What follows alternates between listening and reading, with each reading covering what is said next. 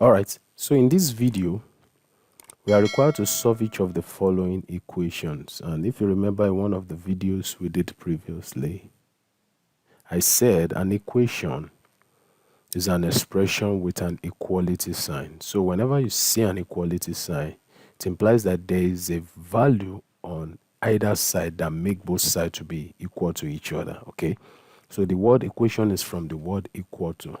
All right, so now for this A part, the first thing we need to do is to open these brackets. And of course, whenever you see a negative sign in any equation or expression, be very careful. So we're going to be using this plus to open this bracket. So for A, plus times minus will give us minus. So definitely this will be what? A minus 11 is equal to what? Minus 25. It's equal to minus 25. So we are looking for the value of A that will make this left-hand term to be equal to this right-hand term. So if we make A the subject formula, we have to move minus 11 to this side. And when minus 11 crosses the equality sign, to turn to plus. So we now have what? A is equal to minus 25 plus what? 11. So minus 25 plus 11 definitely will give us minus 14.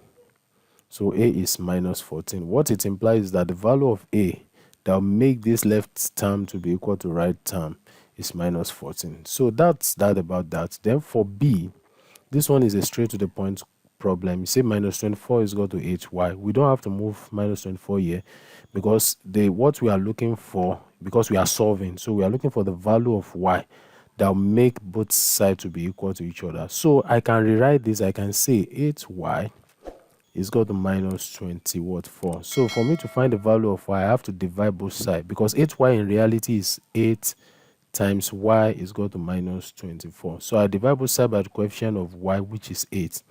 So in that case, divided by 8, this cancels this. So we have that what? Y is equal to minus 24 divided by 8. That is minus what? 3. So the value of y that will make the left-hand side to be equal to the right-hand side is minus 3. That implies that if I substitute minus 3 in place of y, it will give me 8 times minus 3, which will be minus 24. I want to believe this video has helped someone. Please don't forget to subscribe, like, share, and make comment. And if you want to support what we do financially, please check my about section where the profile picture is about Educare, and you see the information on how to make your donation. Thank you very much. See you in the next video.